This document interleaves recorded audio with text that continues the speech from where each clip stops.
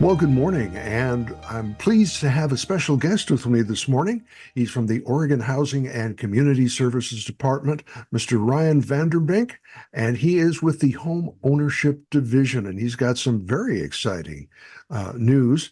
The clock is running on this, but it's really good information if you are in a pinch. Ryan, good morning, and thank you for being here. Good morning. Thank you for having me. Well, I'm excited. I think you are best qualified to just kind of explain this because this is your baby, and it involves some good things for people in manufactured homes who may be looking at eviction for rent or rent eviction notices. So take Yes, it great. away, Ryan.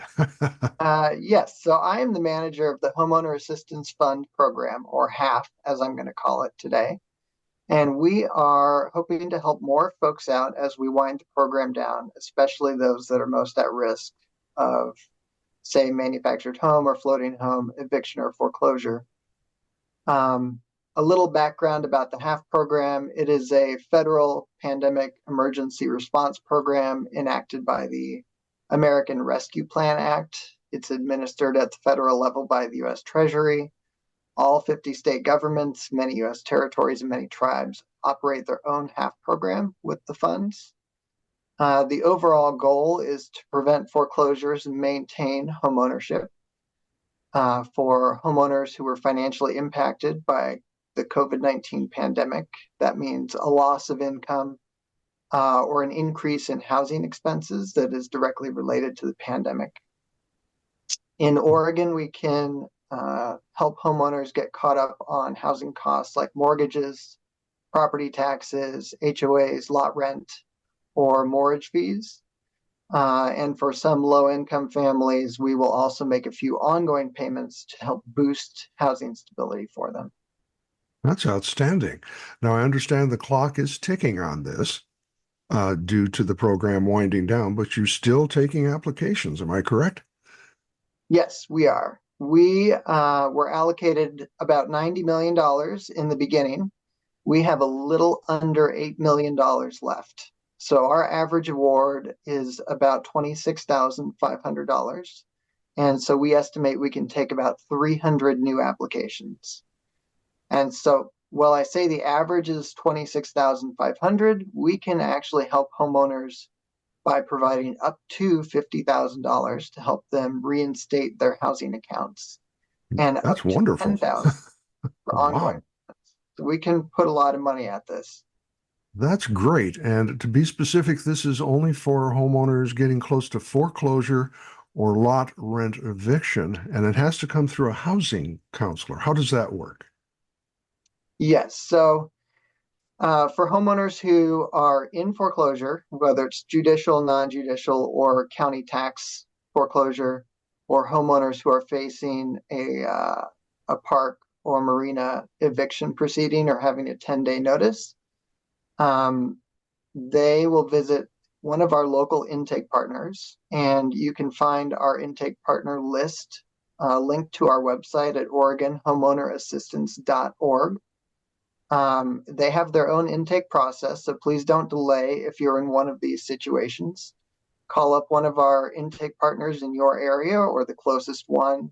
Meet with them. They have the ability to provide free foreclosure avoidance counseling, evaluate you for our eligibility criteria, and if you fit the eligibility criteria, they can help you prepare and submit the HAF application and walk you through the process as it goes through underwriting.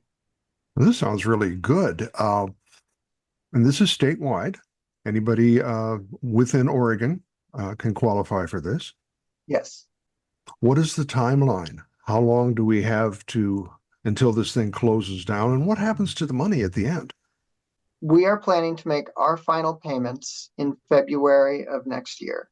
So we will most likely stop taking new applications sometime in October this year based on the timeline of reviewing the applications, underwriting the information on our end, meeting our federal and state requirements, communicating with servicers, parks, marinas, counties, and coordinating everything in the information, coordinating signing HAF loan documents. which secures our assistance to the property. And then we fund the application. So it does take some time to go through our process, which is why we're tentatively looking at October for final applications. And unfortunately, if there is money left over at the end, it goes back to the federal government. So we don't want to waste it. We'd like to see as many people as possible get helped out.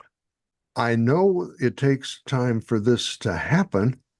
Does applying stop the clock? Does it stop the eviction or the processes? Will this keep the person from being evicted while their application is being processed? That is entirely dependent on the person that is running the process. HAF is a voluntary program. So the servicer, the park owner, the marina owner has to agree to participate in our program. And when they do, they also have to work with us. And in many cases, we are successful in postponing or pausing the process that is going on. We can postpone foreclosure dates if we are able to work with the foreclosing party. If somebody's in eviction, we can also ask their attorney to pause the eviction process while we evaluate and fund an application. Some are willing to work with us, some are not. It's entirely dependent on who is running the process. Would seem better to get paid than have an empty home, but you can never understand totally what's going on in a person's mind, I guess. That's how I feel too. Okay. We do our best to pause or postpone things while we're evaluating an application. Well, I'm going to include the links, and the link is to OregonHomeownersAssistance.org if they need to reach out and get more information on this program. That'd be great. Are phone calls appropriate, or does that just delay the process? Yes, we can take phone calls, but at this point, we will refer people to the intake partners. So you can also call us and locate your closest intake partner too. All right, this sounds very good. So the clock is running. If you are a person in a manufactured home facing eviction or foreclosure for lot rent or property taxes, here is an opportunity to get some help. The email address and the web address is going to be in the podcast connect. And this is a great program. Ryan, is there anything else we should be talking about before I let you go? I know you're a busy person. I have three things that might be relevant to your listeners. Great. I mentioned that our assistance is secured to the property in the form of a loan. And that loan is a no interest, no payment loan that is forgiven after 5 years if they still maintain and own the home as their primary residence. If they sell, they have to repay all or a portion based on a forgiveness schedule. And the way this works for manufactured housing is if you own the land, we will prepare a mortgage, and that mortgage is recorded in the county title records. If you own the structure, but you're in a park and you don't own the land, or you're a floating home in a marina, we take a security interest in the structure with the appropriate state agency. These loans are non-recourse, which means our interest is in the property. And so in most cases, if somebody is later foreclosed, like they're still in a bad situation, or if they have to walk away, we're not going to enforce the loan against somebody individually. And I think that's an important point. That really is, yes. Another thing that we have done that's pretty innovative that I think is we ran into a problem with a lot of manufactured homeowners in a park where they did not transfer or register their ownership with the Department of Consumer and Business Services manufactured home database of ownership. Mm-hmm. That's a requirement for our program. And so we ran into this government catch-22 because to register, you have to be current on your county taxes, and most people applying for our program are not. So we've developed a workaround process so that we can help people who would otherwise be eligible for our program. We will work with their application, approve their application conditionally. We will pay the county personal property taxes. The person then registers their ownership with DCBS and the registration that we need. And when they are the owner, we will take our security interest, and then we will pay any lot rent or mortgage that is due. So we'll still be able to work with people. And this usually involves close collaboration with those housing counselors I talked about, or an attorney. That is innovative as the dickens. That is very good. Those catch-22s can really hamstring a process. So good work there. Anything else that comes to mind? Yes, one last thing. I mentioned the housing counselors that we're working with. The HAF program is also sponsoring free or low-cost legal representation for homeowners who are facing foreclosure, lot rent eviction, or that may have title issues, or just questions about what their rights are.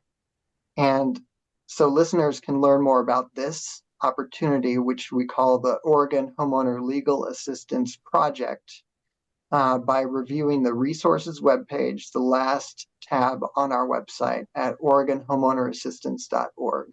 It's a really great opportunity that will be around as long as HAF is operating. So not that much longer, but for anybody that needs that legal assistance, there's an opportunity for it, free or low cost.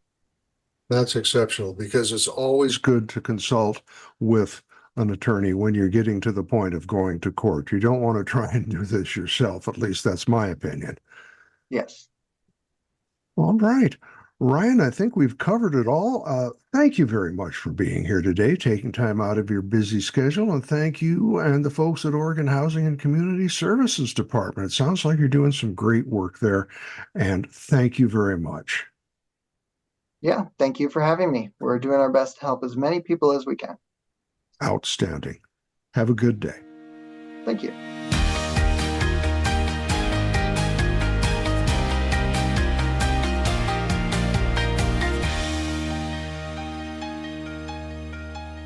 This program was produced by Retired Guy Productions.